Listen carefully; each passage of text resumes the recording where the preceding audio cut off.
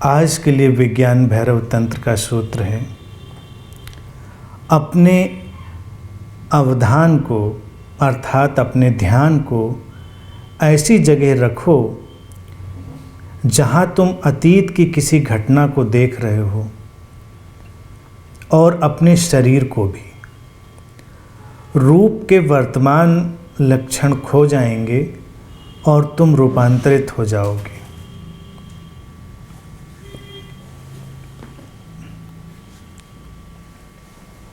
आज का सूत्र बहुत ही सुंदर और प्रभावशाली।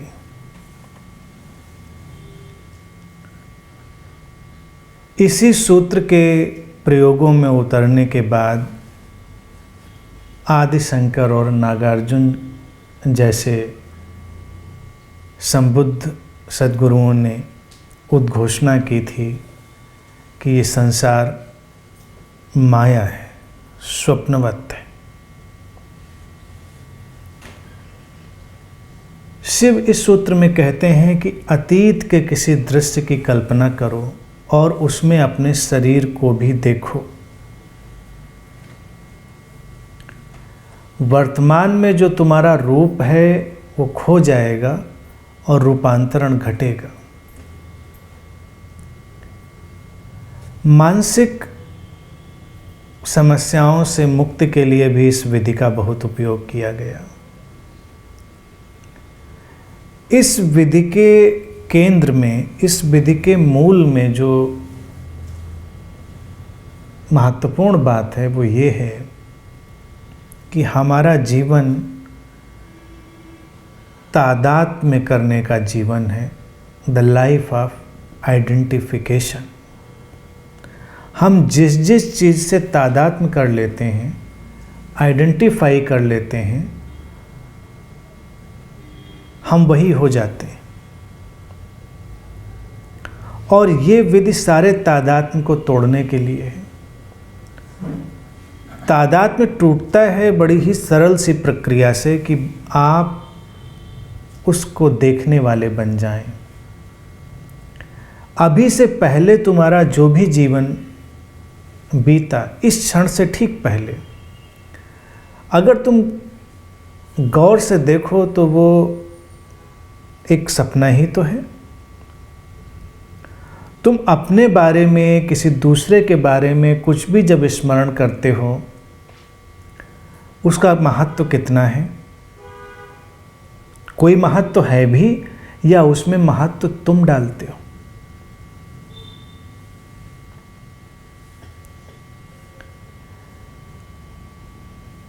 जीवन निरंतर बदलती हुई एक घटना है। सब कुछ निरंतर बदल रहा है।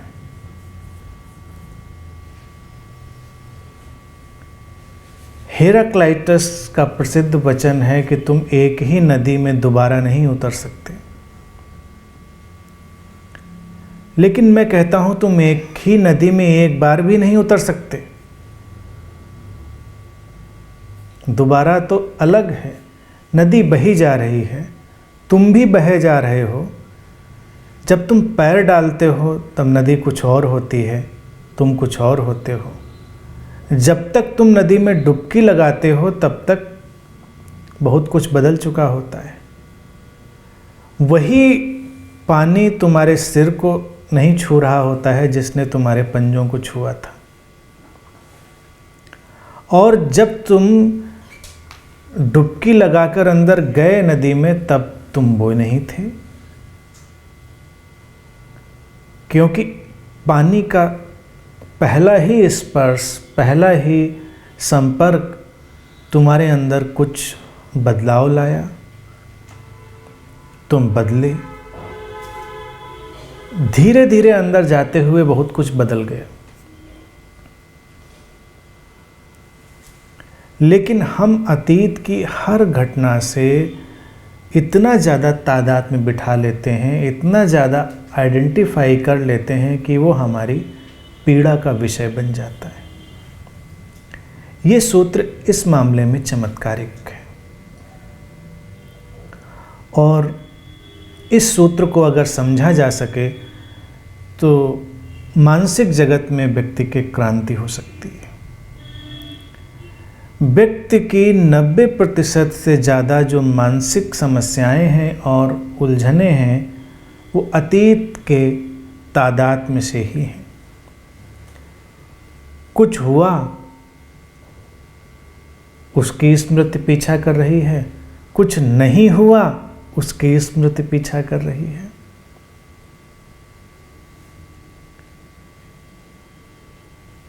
तुम एक अजीब से स्मृतियों के जाल में घिरे हुए हो जिसकी वास्तविकता नहीं है। फिर जब घटना हुई या घटना नहीं हुई, उस समय की तुम्हारी मानसिक और भावनात्मक अवस्था क्या थी, उसके अनुसार तुमने उसको अनुभव किया था।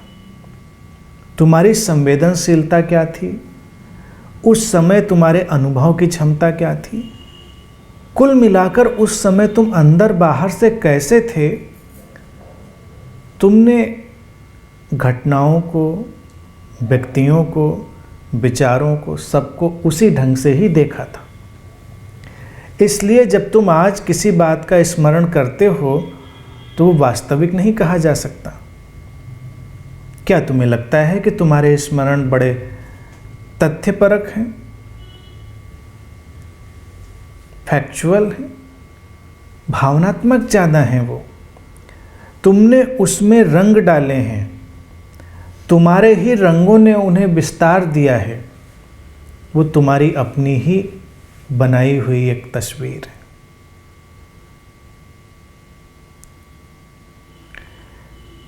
शिव कहते हैं कि तुम अतीत के किसी भी दृश्य की कल्पना कर सकते हो और उसमें अपने शरीर को भी देख सकते हो, अर्थात अपने आप को भी देख सकते हो। तुम कैरेक्टर हो, क्योंकि तुम हर जगह कैरेक्टर हो। जो भी घटनाक्रम तुम्हारे स्मरण में आएगा उसमें तुम एक चरित्र हो। यहाँ तक कि तुम अगर एक मूवी भी देख रहे हो तो मूवी में जो देखने गया है और जो मूवी चल रही है उन दोनों में तुम भी एक कैरेक्टर हो। जब तुम याद करोगे तुम उसमें होगे। अब मन का जो कार्य करने का ढंग है, हमारे माइंड की फंक्शनिंग है, वो बड़ी विचित्र है। ये यथार्थ और कल्पना के बीच में भेद नहीं जानता।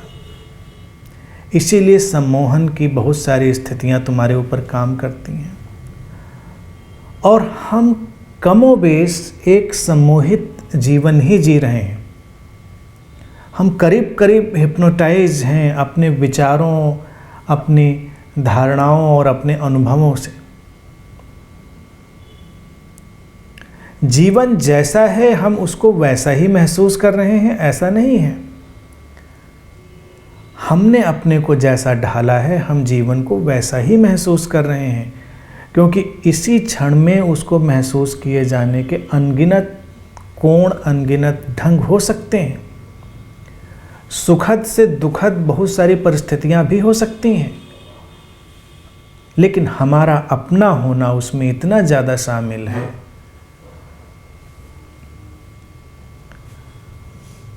तो इसलिए ये विधि अगर समझी जा सके तो संसार के स्वप्नवत, मायावत या इल्यूजन की बात तुम समझ सकते हो।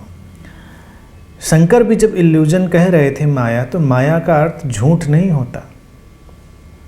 उसका अर्थ इतना ही होता है जैसा तुम उसे देख रहे हो, जैसा है तुम उसको वैसा नहीं देख रहे हो। जय कृष्णमूर्ति इससे उलट बात अक्सर किया करते थे कि जीवन जैसा है उसको वैसा देखो। लोगों को बात समझ में भी आ जाती थी, लेकिन जब तक तुम जैसे हो उसको, जीवन को वैसा देखना संभव नहीं। तुमको पारदर्शी होना पड़ेगा, तुमको तटस्थ होना पड़ेगा, तुमको अपनी हर घटना से डिसआइडेंटिफाई करना पड़ेगा, तादात्म्य से मुक्त होना पड़ेगा। तभी तुम जीवन को वैसा देख पाओगे, अन्यथा तो कोई संभावना नहीं। अन्यथा तुम वही सुनोगे जो तुम सुन सकते हो या सुनना चाहते हो। तुम वही देखोगे जो तुम देख सकते हो या तुम देखना चाहते हो। समझोगे भी तुम वही। अगर मैं यहाँ बोल रहा हूँ, तुम सुन रहे हो, तो इसका अर्थ नहीं कि सारे लोग एक ही बात सुन रहे हैं, सब अलग सुन रहे हैं। क्योंकि इस समय सबकी यात्रा, सबका पड़ाव, सबका अंतर्मन, सबकी बाहरी जीवन की परिस्थितियाँ सब फर्क हैं। तो जब ये ऊर्जा, ये शब्द, ये तरंगें तुमसे टकराती हैं, तो तुम्हारे ही हिसाब से वो रिफ्लेक्ट होकर, प्रतिबिंबित होकर अपना रूप ले लेती हैं। अब तुम जब स्मृति अपनी लाओगे कि तुम्हारी स्मृति क्या कहती है, वो वास्तविक नहीं होगी, वो एक सपना मात्र होगी, वो एक इल्यूजन होगी। तो इसलिए तुम इस ध्यान के अनेकों रूप समझ सकते हो और अनेकों ढंग से इसका उपयोग कर सकते हो। जैसे तुम अभी कल का ही कोई दृश्य ले लो। दृश्य है, तुम उसमें एक कैरेक्टर हो, जिसको कहते हैं अपने शरीर को भी वहां रखो, तुम भी हो वहां पर।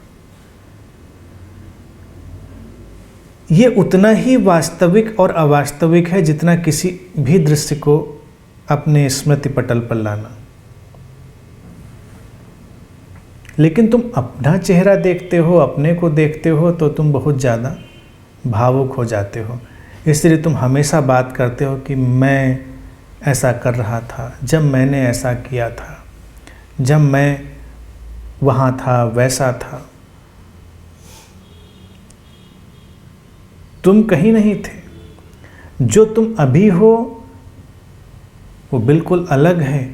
वो तुम्हारे ही रूप का एक टुकड़ा था, तुम्हारी ही चेतना से निकला हुआ तुम्हारे होने का एक ढंग था, जो अब कहीं नहीं है।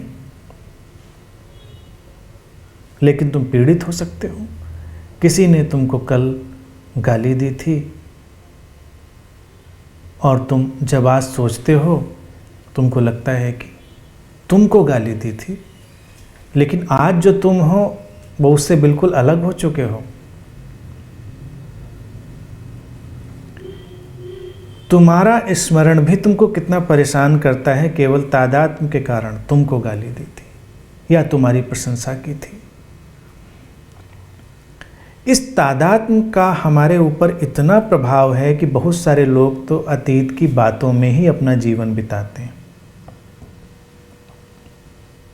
और कुछ लोगों के पास तो चंद बातें होती हैं, उनमें ही वो घूमते रहते हैं।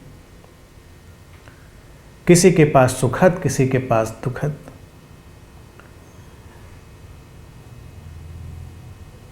तुम एक उपन्यास पढ़ो या अपना जीवन, या तुम एक मूवी देखो, तुम्हारे माइंड के लिए, तुम्हारे अंतर्मन के लिए इसमें कोई भेद नहीं। तुम थोड़े प्रयोग करोगे तो जान जाओगे कि कोई भेद नहीं है, सब बस कहानी है। जो तुम उपन्यास में पढ़ रहे हो, जो तुम मूवी में देख रहे हो, और जो अपने जीवन का भी, अतीत का तुम सारा विस्तार देख रहे हो, वो भी कहानी है। इसी को कहते हैं जीवन का निरंतर विकसित होना, निरंतर बदलना। इसी बात को समझने से कर्मों के विराट जाल से तुम तत्क्षण मुक्त हो जाते हो। कर्मों से मुक्ति का केवल एक ही उपाय है, डिसआइडेंटिफिकेशन विद योर फॉर्म। वो फॉर्म, वो रूप जो तुम्हारे ही मन की उत्पत्ति था। अन्यथा तो कर्मों के इस विराट चक्र से मुक्त होने का कोई उपाय नहीं है। लगातार तुम उसी में घूमते रह सकते हो, घूमते रह सकते हो। कोई अपराध बोध से भरा हुआ है, किसी से कुछ ऐसा हुआ कभी और उसको लगता है कि ये मुझसे नहीं होना चाहिए था, और आज तक उसके स्मरण से वो विचलित हो जाता है। लेकिन तुम अगर थोड़े परिपक्व ढंग से, थोड़े मैच्योर ढंग से देखो कि तुमसे अगर ऐसा कुछ हुआ जिसको तुम आज सोचते हो कि ऐसा नहीं होना चाहिए, तो वो तुम्हारे उसी रूप से हुआ जिसको उस समय लगता था कि ऐसा होना चाहिए। अगर तुम्हारे उस फॉर्म को जो उस समय था वैसा प्रतीत नहीं हो रहा होता तो वो वैसा क्यों होने देता? वो हुआ। वो उस क्षण की वास्तविकता थी, वो खत्म हो गई। आज जो रूप, जो फॉर्म उसको याद कर रहा है वो नहीं है, वो बिल्कुल भी नहीं है कहीं भी। केवल तुमने उससे अपने को जोड़ा है, इसलिए तुमको लगता है कि वो तुम थे। प्रतिक्रमण शब्द का अर्थ है पीछे लौटना, रिट्रेसिंग। और बहुत सारी थेरेपेटिक टेक्निक में इस रिट्रेसिंग टेक्निक का उपयोग किया जाता है कि अपने जीवन में पीछे लौटकर घटनाओं को देखो। पीछे लौटना जैसे एक फिल्म को खोलते चले जाना है। उस फिल्म में बहुत सारे वो दृश्य, वो चरित्र रिकॉर्ड हैं जिनको अभी तुमने अपना माना है, लेकिन वो तुम्हारे नहीं है। तुम कौन हो फिर? किसकी स्मृतियों से तुम संचालित हो? अब तुम्हारी उलझन बढ़ने लगेगी। आइडेंटिफिकेशन भी तुम्हें मुश्किल में डालने लगेगा। और बस इस विधि से गुजार देने मात्र से कई बार लोग बुद्धत्व के नज़दीक आ जाते थे, इनलाइटनमेंट के बिल्कुल कगार पर। वो अपने सारे जीवन के उलझाव, व्यर्थता पर हंस सकते थे, तुरंत हल्के निर्भर हो जाते थे। ये विधि जो कह रही है विज्ञान भैरव तंत्र की, वो तुरंत जीवंत हो जाती थी कि कोई दृश्य उसमें अपने रूप की देखने की एक क्षमता और उससे पूरा अलगाव। अगर तुम पूरी तरह अलग हो गए हो तो न कोई पीड़ा है, न कोई संताप है, न कोई प्रसन्नता है, सुख दुख सब समाप्त।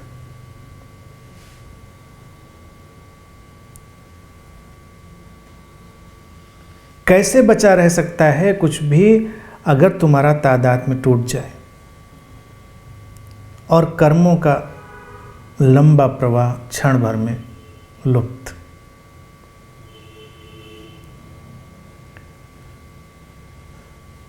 तुम अभी भी अपने प्रयोगों में इस विधि को शामिल कर सकते हो और रोज अपने दिन को प्रतिक्रमण में देख सकते हो।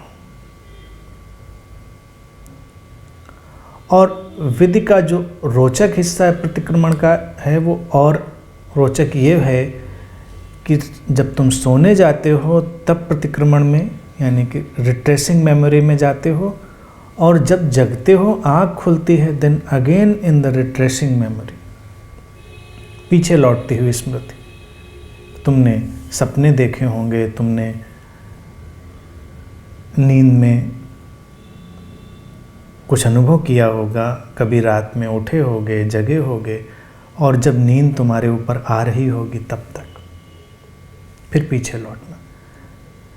धीरे धीरे ये मन की एक ट्रेनिंग, धीरे धीरे तुम पीछे लौटने की इस तकनीक में कुशलता हासिल कर सकते हो और तुम्हारे लिए ये बहुत रिफ्रेशिंग होगा। कुछ दिनों में तो तुम्हें यही लगेगा कि तुम अपने आप को देखते हो, लेकिन पीछे लौटने का प्रभाव इतना वैज्ञानिक है कि अगर तुम आइडेंटिफिकेशन की बात याद ना भी रख रहे हो तो पीछे लौटती हुई प्रक्रिया में देखते देखते तुम तादात्म्य से मुक्त होगे, क्योंकि ये फिल्म को उल्टा खोलना है। यानी कि जो बना बनाया है उसको ही तुम अनवाइंड कर रहे हो। भविष्य की कल्पना इसलिए तुम्हें ज़्यादा जीवन देती है और तुम्हें ज़्यादा अहंकार भी देती है, क्योंकि तुम्हें लगता है भविष्य में तुम कुछ करोगे, भविष्य में कुछ होगा, लेकिन उसका भी उपयोग किया जा सकता है। वो थोड़ा कठिन पड़ेगा, क्योंकि ज़्यादातर लोग भविष्य से अपने आप को ज़्यादा जोड़ कर देखते हैं। गहरे अर्थों में अतीत और भविष्य में कोई खास अंतर नहीं है। अतीत से जो आइडेंटिफाइड है वही भविष्य से आइडेंटिफाइड होगा, वो वही वहाँ से भी तादाद में बनाएगा। तो बेहतर इस प्रयोग में यही है कि तुम अतीत के साथ ही प्रयोग करो, वो तुम्हें सहूलियत देगा। और अपने को बस एक चरित्र की तरह, कैरेक्टर की तरह, तुम उसका डिस्क्रिप्शन भी दे सकते हो, उसका विवरण भी दे सकते हो कि तुमने देखा। अब जैसे तुम अभी इस उम्र के किसी पड़ाव पर हो, कल्पना करो तुम 60 साल के हो इस समय, और तुम तब की बात याद कर रहे हो जब तुम 25 साल के थे। 60 साल का व्यक्ति एक 25 साल के लड़के को याद कर रहा है। ये लड़का तुम ही तो नहीं हो। जो 60 साल का व्यक्ति है वो 25 साल का लड़का नहीं है, वो बस एक चरित्र है, कैरेक्टर है, एक पात्र है। तो तुम ऐसे भी याद कर सकते हो, देखो ये लड़का कैसा क्या करता था, जब इसकी समझ ऐसी थी, इस लड़के के पास ये अनुभव था तो वो कैसा व्यवहार करता था, कैसे। तुम ऐसे भी स्मरण कर सकते हो, ये तुम्हें बड़ा रिलीफ देने वाला होगा। लेकिन तुम तुरंत एक गहरे आकर्षण से पीछे पहुंचते हो और देखते हो जब तुम 25 साल के थे। नहीं, एक रूप 25 साल का था, एक चरित्र 25 साल का था, और तब से बहुत बदलाव हो गया। तब से तुम्हारे अनुभवों में, तुम्हारे स्थितियों में बहुत बदलाव हो गया। तो वो तुम बिल्कुल भी नहीं हो, ये तय है। अगर तुम इसको थोड़ा समझने की कोशिश करते रहोगे तो तुमको ये कोई कल्पना नहीं लगेगी। ध्यान कभी कल्पना नहीं होते हैं, वो कविता की बात नहीं है कि हम काव्यात्मक ढंग से कहें कि हम नहीं थे। तुम सचमुच में नहीं हो। वहाँ पर तुम्हारा होना एक डिसआइडेंटिफाइड मेमोरी और डिसआइडेंटिफाइड फॉर्म की तरह से ही है। अगर तुम वैसे देख पाते हो तो तुम देखो तुम कितने अपराध बोध से मुक्त हो सकते हो, तुम किन किन संतापों और निराशाओं से मुक्त हो सकते हो। तुम्हारे मन के ऊपर शिकंजा जमा कर बैठ गई न जाने कितनी भावनाओं से तुम मुक्त हो सकते हो।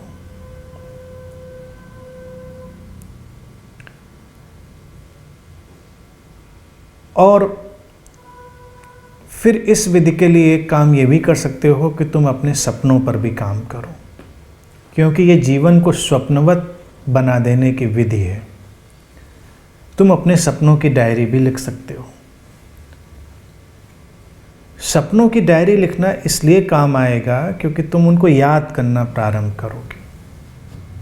और सपनों का स्ट्रक्चर भी ऐसा ही है जो बड़ा खूबसूरत है कि हर सपने में एक तो दृश्य होता है और उसमें तुम कैरेक्टर होते हो, तुम चरित्र होते हो और तुम देखने वाले भी होते हो।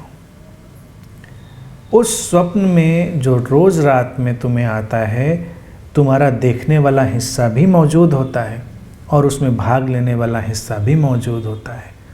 आम जिंदगी में देखने वाला हिस्सा और भाग लेने वाला हिस्सा एक दूसरे में खो गए हैं, उनके बीच फासला नहीं रह गया है।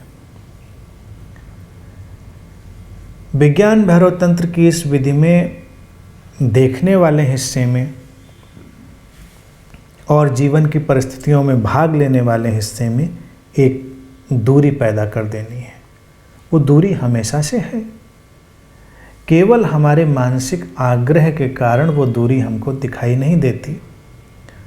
और जिस दिन जो स्वप्न की स्थिति है कि तुम बस देख रहे हो, तुम अपने जीवन में उसको देख पाए, एक बड़ी क्रांति घटेगी। शिव कहते हैं कि रूपांतरण।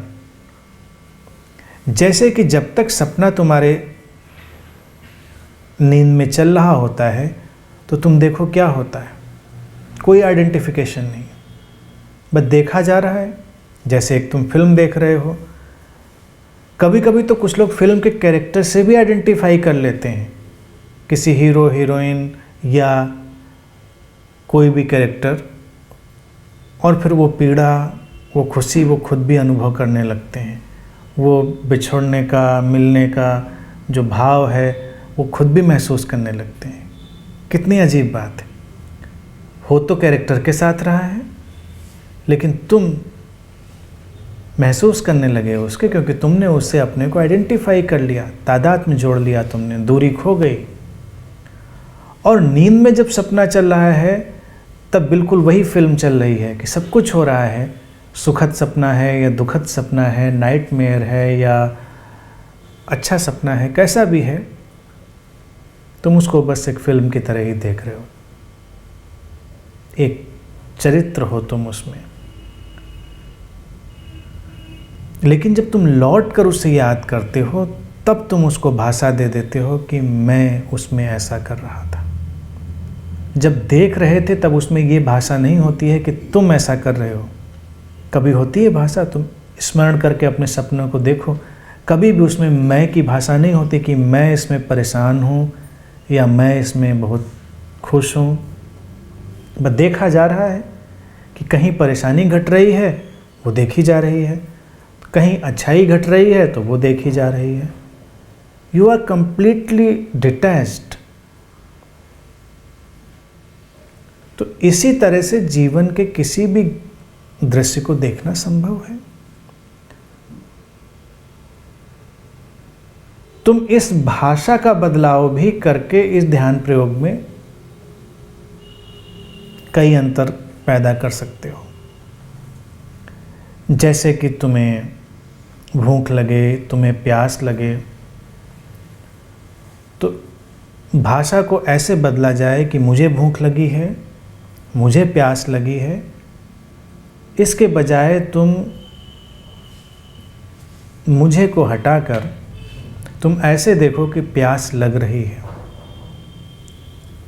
या भूख लग रही है, और तुम्हें उस व्यक्ति को जिसे प्यास लग रही है पानी देना है, या उस व्यक्ति को जिसे भूख लग रही है तुम्हें भोजन देना है, उसकी व्यवस्था करनी है।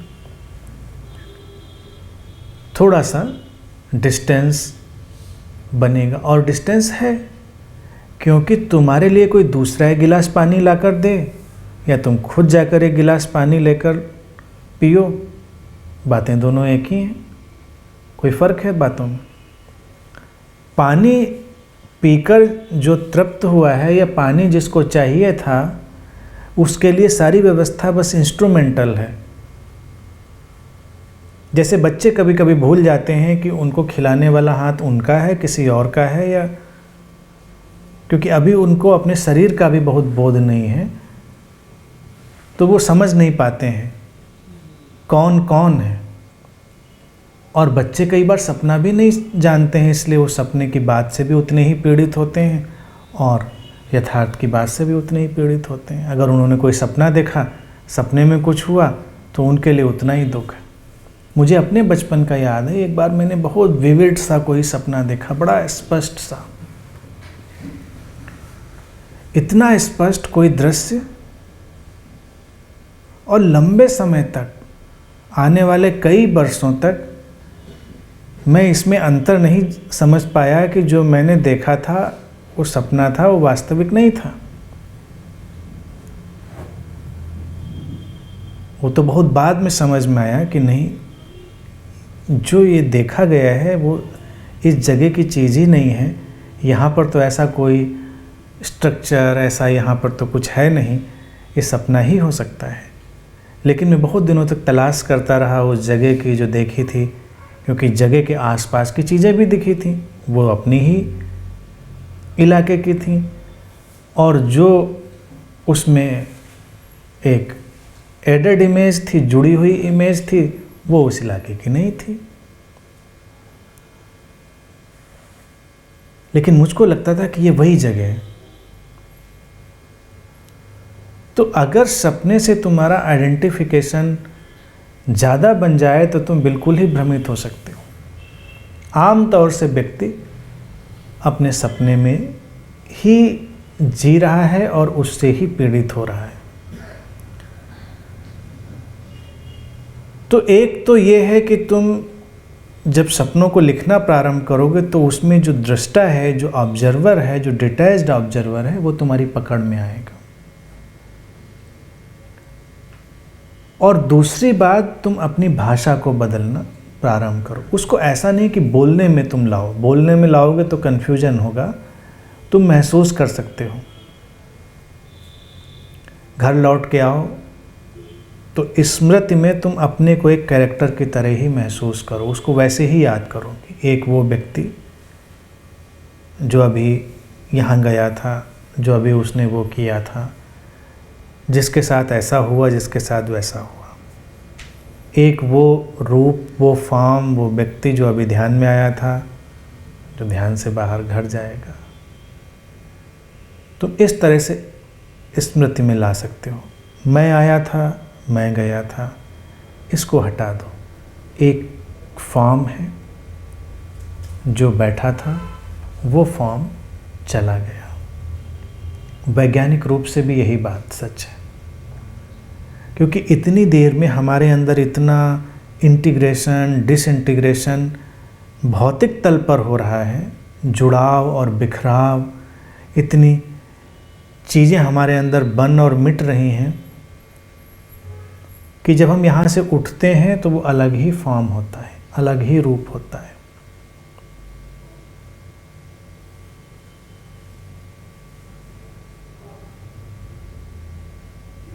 तो भाषा का ये अंतर शाब्दिक तौर पे ना लाकर उसको स्मृति के तौर पर लाएं, क्योंकि भाषा के तौर पर इसके प्रयोग कई लोगों ने किए। मुझे लगता है उतने में जाने की ज़रूरत नहीं है। जैसे स्वामी रामतीर्थ ने इसका प्रयोग बहुत किया, तो वो थर्ड पर्सन में ही बात करते थे कि राम ऐसा कह रहे हैं, राम को ऐसा महसूस हो रहा है, राम के साथ ऐसा हुआ,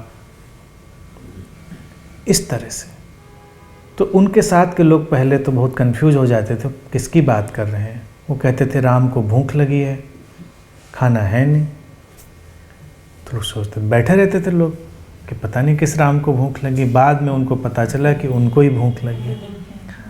अब जैसे आप बोलते रहे कमरे में, आपके घर वाले सुने नहीं, सोचे किसके लिए कह रहा है, और भूख तो इधर लगी है, और कहा जा रहा है कि फला सज्जन को भूख लगी है। तो प्रतिक्रिया होने में देर होगी। तो राम तीर्थ के साथ के लोग कई बार बड़े अड़चन में पड़ जाते थे। उन्होंने इस प्रयोग को व्यापक तौर पे किया, और इस प्रयोग की अंतिम परिणति भी बड़ी फिल्मी थी, बड़ी थिएट्रिकल थी।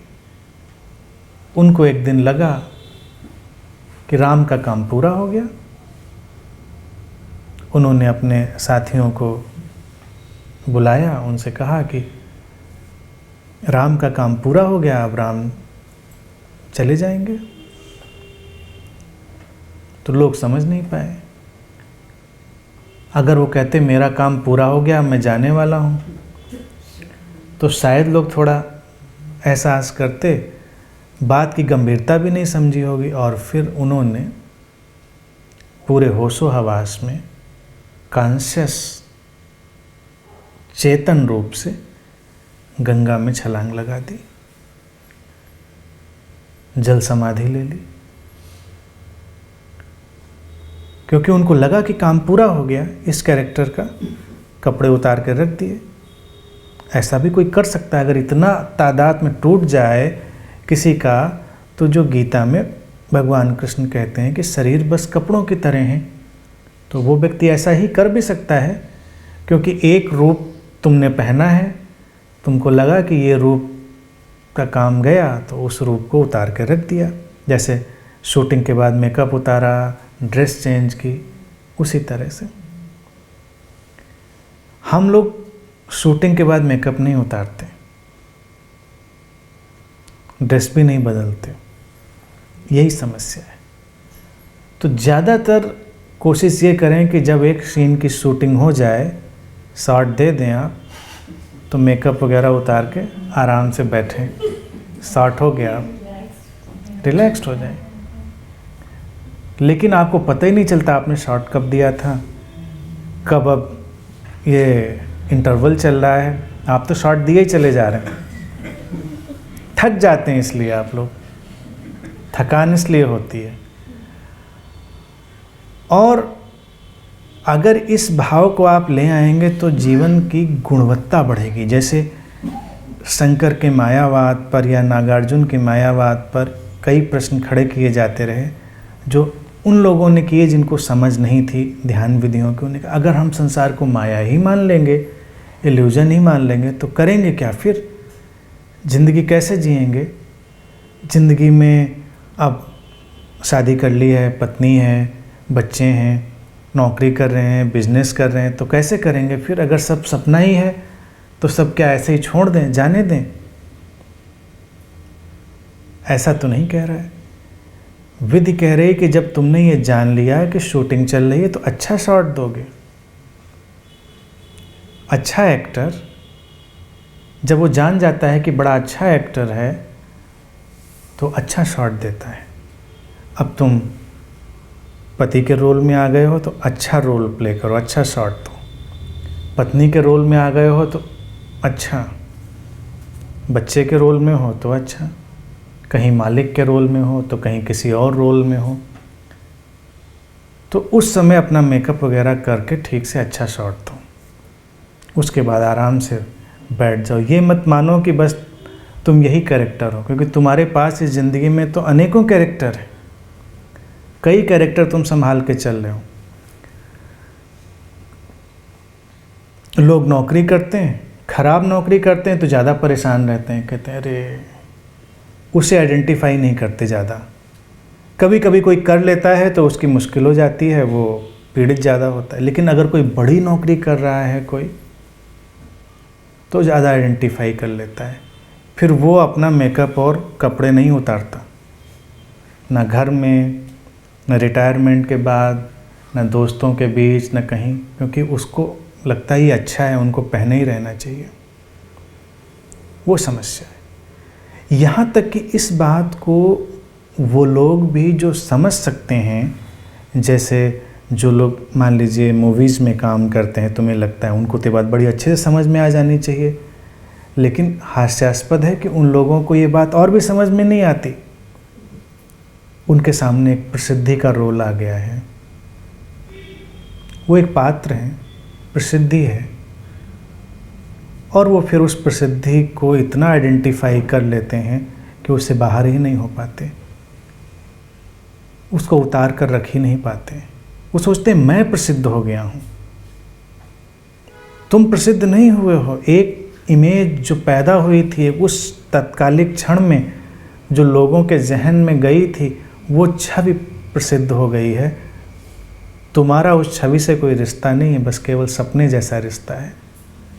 छवि प्रसिद्ध है, तुम भी दूर खड़े होकर देख सकते हो कि हाँ, ये व्यक्ति तो प्रसिद्ध है। तुम शांति से बैठ सकते हो, तुम उसका बोझ अपने आप नहीं ले सकते हो। फिर कभी वो छवि प्रसिद्ध नहीं रह जाएगी, तब तुम ये भी देख सकते हो कि वो नहीं प्रसिद्ध है छवि, लेकिन तुम तो जैसे थे वैसे ही हो, तुम्हारे ऊपर तो कोई अंतर नहीं पड़ा। कई बड़े बड़े सुपरस्टार सेक्लूजन में, शराब में, ड्रग्स में, बस अपनी इस छवि के आतंक के चलते ही नष्ट हो गए। वो लोग भी नहीं देख पाते। अगर इस शॉट देने को तुम पूरा ध्यान बना लो तो इससे सुखद कोई बात नहीं है। तब तुम लगातार अलग हो, डिसआइडेंटिफाइड हो। भौतिक तल पर अगर बात करें तो वैज्ञानिक कहते हैं कि 3 महीने में हमारे शरीर की अधिकांशतः कोशिकाएं बदल जाती,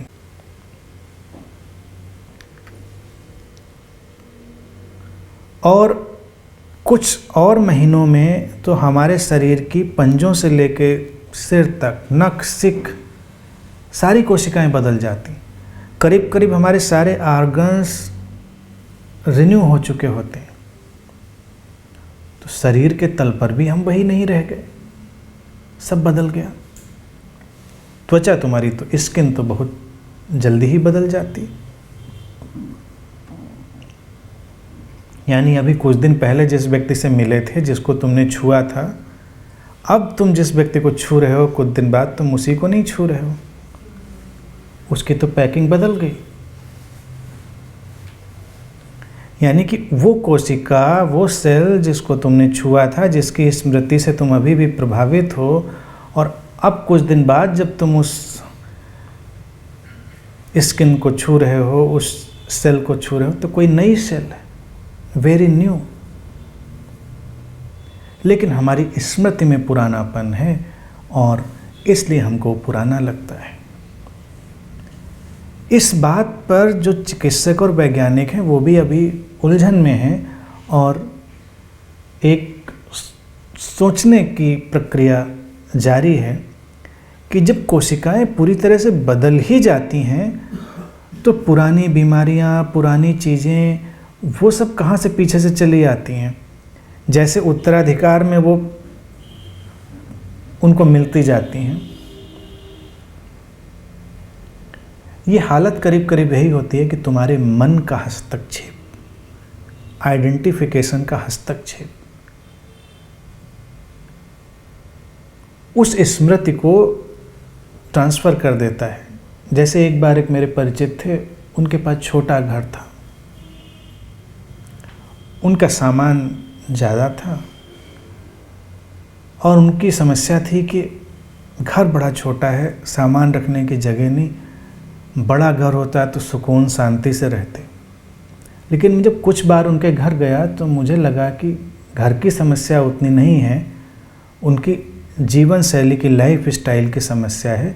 क्योंकि मैंने देखा एक कमरा तो उन्होंने अभी भी ऑक्यूपाई कर रखा है, जिसको व्यवस्थित करके उनका घर बड़ा दिख सकता था। कपड़े या जो भी चीज़ें हैं सब उसमें बेतरतीब फेंकी गई हैं। घर के 3-4 सदस्य हैं, वो अपने कपड़े उतारते हैं, पूरे कमरे भर में फेंक देते हैं। मुझे हैरानी हमेशा ये होती थी कि इसके बाद इस कमरे से लोग तैयार होकर निकल कैसे आते हैं।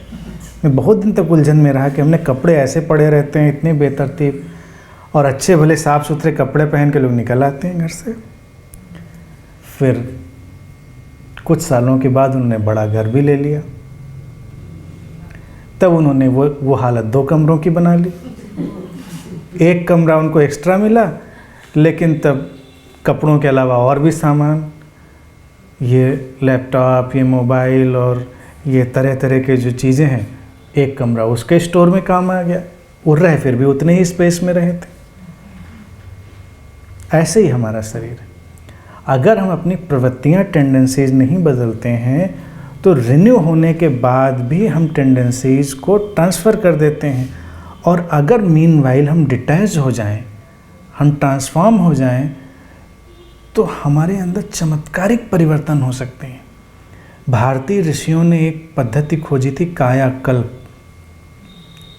कुछ लोगों को लगता है ये कोई दवा होती थी जिसको पीकर लोग कायाकल्प कर लेते थे। खोज रहे हैं बहुत दिनों से, खोजने वाले भी कभी अभी तक कर ना पाए कायाकल्प। बड़े बड़े योगी ऋषि वैसे ही बुढ़े होते हैं, वैसे ही मरते हैं, सब कुछ, कोई कायाकल्प नहीं।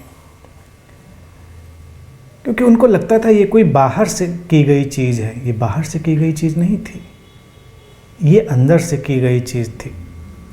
तादात्म्य का तोड़ देना, उस मेमोरी ब्रिज को ख़त्म कर देना, जिसको भगवान बुद्ध कहते थे डिस्कनेक्टिंग द मेमोरी पूल। उस स्मृति के आगार को काट देना, स्मृति आगार कहते थे। आगार का मतलब पूल, एक इकट्ठा पॉन्ड, उससे हट जाना। तो कुछ साल के बाद तुम्हारा शरीर एकदम नई कोशिकाओं वाला हो सकता है, तुम बिल्कुल नए, तरोताज़ा।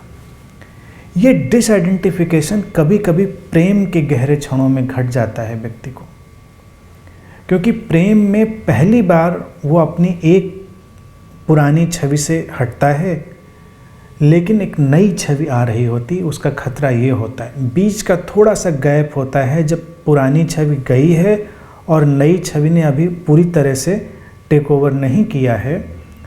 उतने बीच में जो रिन्यूअल हो रहा होता है भौतिक तल पर भी, वो बड़ा ही जीवंत होकर दिखाई देता है। तो लोगों को लगता है कि व्यक्ति कितना युवा हो गया है। कई बार लोगों की उम्र कम दिखाई देती है, ज़्यादा सुंदर दिखाई देते हैं, क्योंकि अब उनका जो अपनी पुरानी छवि से तादात्म्य था वो गया, नई छवि।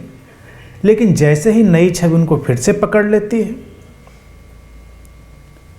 पकड़ की टेंडेंसी फिर लौट आती है और उस पकड़ने वाली प्रक्रिया से जो पहले का सब कुछ पकड़ा गया था फिर से वापस लौट आता है, क्योंकि वो रास्ता एक ही था। जैसे पानी गिराया आपने, बहने के लिए कुछ नालियाँ थीं और अचानक कुछ नालियाँ हटाई गईं और नई नालियाँ फिर पैदा हो गईं और टूटते टूटते सब फिर इंटरकनेक्टेड हो गया, सब फिर जुड़ गया। तो इसीलिए प्रेम भी बड़ा स्थायी परिवर्तन नहीं लाता, बड़ा छोटा सा, क्योंकि अगर वो छवि नई छवि से पकड़ने की प्रक्रिया ना घटे तो शायद बहुत बड़ा परिवर्तन घट जाए, लेकिन आम तौर से ऐसा नहीं होता। वो छवि फिर हमको पकड़ लेती है और हम फिर उससे जीने लगते हैं। तो इस विधि के लिए तुम हमेशा इन बातों को स्मरण रखो। हमेशा ये स्मरण रखो कि तुम नहीं, तुम्हारा अलग अलग रूपों का एक प्रवाह अपना काम कर रहा है। जो घटा वो तुम्हारे साथ ही नहीं घटा, वो तुम्हारे अलग अलग रूपों के साथ घटा। उसके साथ अपना तादात्म्य तोड़ो, किसी भी दृश्य की कल्पना करो और अपने को बस उसमें एक कैरेक्टर की तरह देखो। उसके भावों से अपने आप को मत जोड़ो। वो केवल तुम्हारे जोड़ने या न जोड़ने से ही संबंधित हैं। तुम चाहोगे तो वो घट जाएगा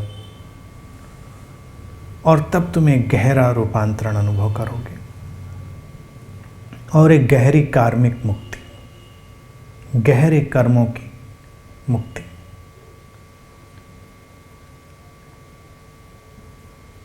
तुम ड्राइव कर रहे थे, एक उदाहरण समझो, और तुमने किसी को हिट कर दिया, व्यक्ति मर गया, समझ लो। एक आधे से उदाहरण मैंने सुने हैं। किसी को पता नहीं चला, लेकिन तुम जीवन पर्यंत उस आघात से और उस स्मृति से आतंकित हो कि तुमसे ऐसा हुआ था। अगर तुम इसको ऐसे देखो कि ये उस क्षण का ही एक घटनाक्रम था, जो भी परिस्थिति रही होगी, तुम अब बदल चुके हो, तुम रूपांतरित व्यक्ति हो। तो तुम रूपांतरित होने के साथ अपने काम करो, नए ढंग से काम करो। तुम कई लोगों की सहायता कर सकते हो, कई लोगों की मदद कर सकते हो, उनको गिल्ट से बाहर लाने के भी उपाय कर सकते हो, क्योंकि पीछे लौटकर कुछ भी तुम कर तो सकते नहीं। न पीछे लौटकर तुम उस व्यक्ति को जिंदा कर सकते हो, न पीछे लौटकर तुम अपनी ड्राइविंग को ठीक कर सकते हो। वो तो बस एक कहानी की तरह हो गया है। जो कर्म की धारा भी तुम्हारा पीछा करेगी वो केवल तुम्हारे तादात्म्य के कारण। तुमको लगेगा कि अगर हम इतना तादात्म्य तोड़ेंगे तो हम क्या केयरलेस हो जाएंगे, तो फिर हम कहीं भी किसी को टक्कर मारेंगे और चले जाएंगे, हमें कोई फर्क नहीं पड़ेगा। ऐसा बिल्कुल भी नहीं होगा। जब तुम इतने होश से जीने लग जाओगे कि तुम तादात्म्य नहीं कर रहे हो, तो तुमसे अशुभ और नकारात्मक होने की संभावनाएं कम से कम होती चली जाएंगी। ज़्यादा नकारात्मक और अशुभ वही लोग करते हैं जो अपनी छवि से बहुत आइडेंटिफाइड होते हैं, नहीं तो बस घटनाएं हैं। जैसे प्रकृति में बहुत सारे बदलाव हो रहे हैं, ऐसे ही जीवन में बहुत सारे बदलाव हो रहे हैं, और उन बदलावों का तुम्हारे ऊपर कोई अतिरिक्त दबाव नहीं है।